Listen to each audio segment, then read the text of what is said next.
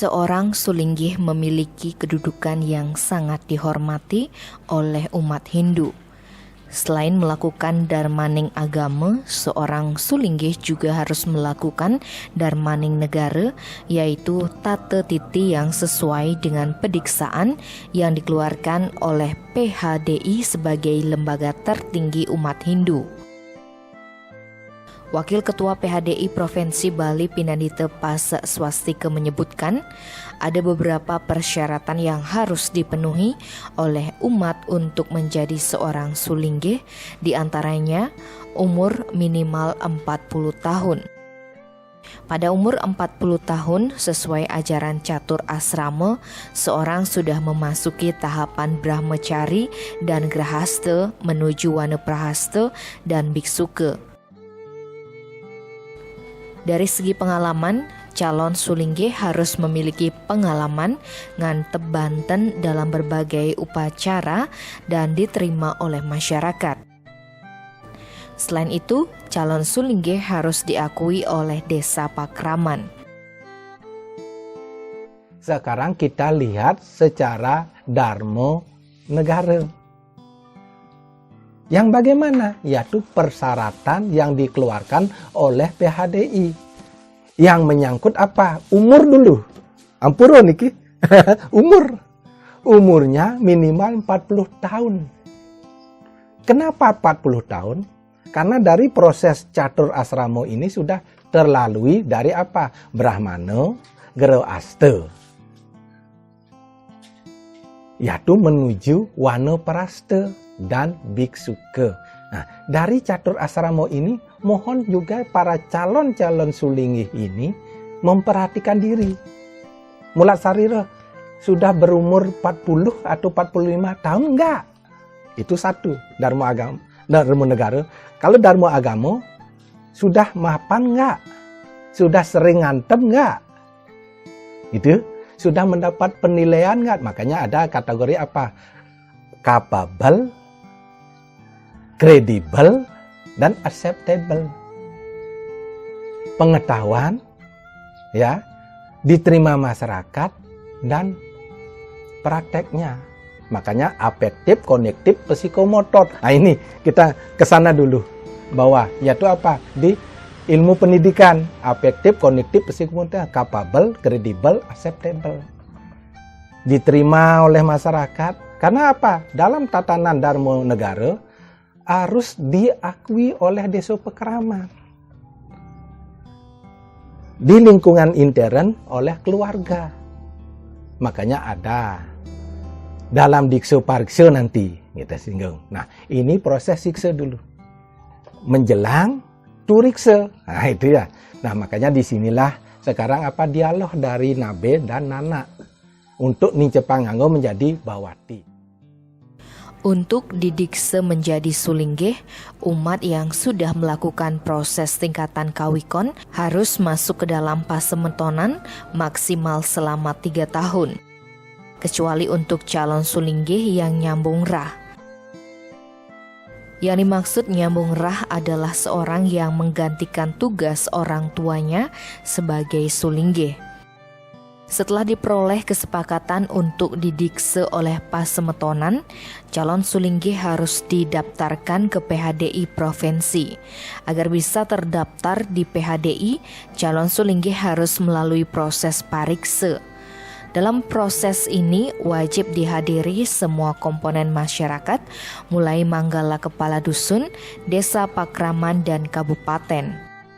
Termasuk juga PHDI, MDA, dan Kementerian Agama sebagai lembaga yang mempunyai tugas untuk membimbing sulinggih tersebut. Dengan prosesi tersebut, sulinggih sudah tercatat di PHDI Provinsi.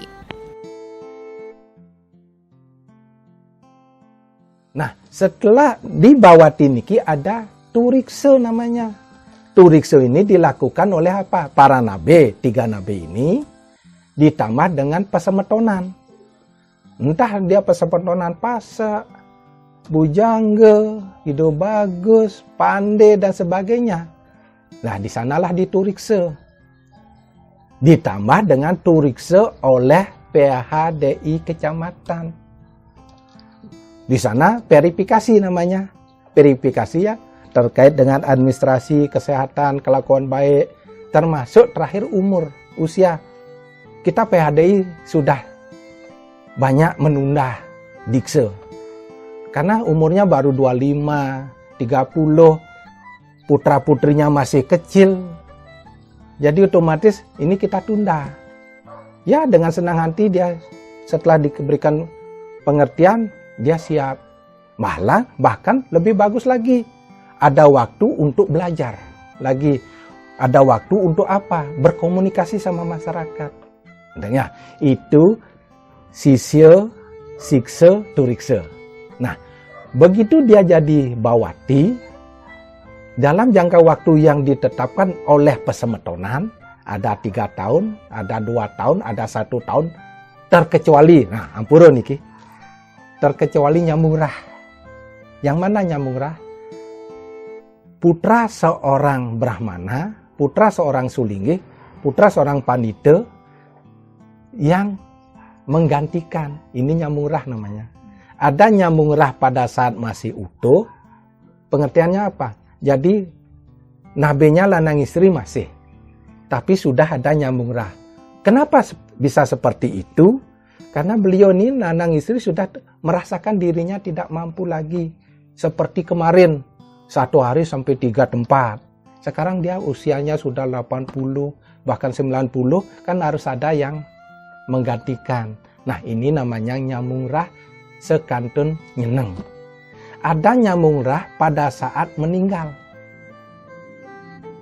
Nyamurah pada saat meninggal, yaitu ketapak dan waktu layon masih di balai. Nah, banyak contoh nih. Yang sebut aja, seperti di Gerio Silokarang, salah satunya. Itu. Nyamurah pada saat ido istri kantun ring. Layonnya kantun ring. Balai, mesriak tiang. Gitu. Ada nyamurah setelah apa? Semua lanang istri tidak ada. Ini sudah tidak dalam kategori nyamurah. Niki namanya nyambung griya. Nah ini nyambung griya. Bisa 1 tahun, bisa 2 tahun, 3 tahun. Tapi prosesnya memungkah awal. Ulang lagi, yaitu apa? Proses ulang lagi. Dari ngeresi gano, memari aran dan sebagainya. Itu bahkan biayanya tinggi. Tapi bagusnya lagi, menurut kajian titiang, nyamurah sekantun nyeneng. Itu bagus lagi. Terlebih lagi nyamurah kakiang, nabe, dan anak. Jadi peka, walakanya nih peka, bapo, anak. Sudah ada yang nyambung. Itu good. 2 jempol niki. Ada gerio yang seperti itu. Ya, supaya tiang tidak mengkultus individu gitu. Tiang tidak sebutkan, tapi ada yang seperti itu. Bahkan itu yang tiang ancungin jempol. Nah, kembali lagi pada tatanan itu, sisya, siksa, turiksa. Nah, pada saat dari bawati akan menjadi diksa, mediksa. Nah, inilah sekarang ada waktunya sesuai dengan aturan di pesemetonan. 2 tahun, 3 tahun, 4 tahun. Tadi tiang singgung, terkecuali yang nyamurah dari bawati sehari langsung medikse, itu beda. Itu pengecualian. Itulah tentang umur pun mari kita sama-sama bijaksanai. Kenapa kalau tidak disambung gerionya ini nanti akan nirdon, kawon. Lebih baik sekarang itu, tapi tetap etika kawikon itu dipegang. Supaya jangan ada istilah yang lagi viral. Nah itu yang tidak sebutkan. Nah sekarang kalau memang dia di bawati sudah memenuhi unsur yang sudah ditentukan, yaitu waktu dan kepintaran, ya, acceptable, apalagi capable-nya, apalagi credible-nya, apalagi apeksi kognitif psikomotornya sudah secara ilmu pendidikan sudah terjangkau. Di sanalah diadakan dikse parikse. Oleh siapa? Oleh tingkatan organisasi tingkat provinsi. Makanya disinilah aturan Tato Titi Kuikon itu untuk menjadikan seseorang ulake menjadi seorang sulingge. Tapi ingat, semua umat berhak menjadi diksite. Semua umat berhak. Hanya saja persyaratannya diikuti. Nah, sekarang tiang ulang. Sisya, ya, sisya, siksa, turiksa, pariksa, diksa. Didikselah dia sekarang. Didikselah dia sekarang menjadi seorang dikse. Tadi calon diksite, didikse menjadi dikse. Setelah dipariksa oleh pesemetonan, ini wajib dihadiri oleh semua kalangan. Dari mangalo kepala dusun, Kelian Banjar, sampai desa pekeraman, bahkan sekabupaten. Karena apa? Di sini istilahnya apa? Pengumuman, pra-pengumuman, bahwa di desa ini akan ada geria dengan sulinggihnya. Nah, disinilah nanti setelah dikse itu disuksrahkan oleh PHDI kepada desa pekeraman. Makanya 3 unsur daripada Mangalo ini yaitu apa? PHDI, MDA, dan lembaga agama keagamaan yang dalam hal ini Kementerian Agama. Disinilah dia menjadi satu kesatuan untuk ngomong.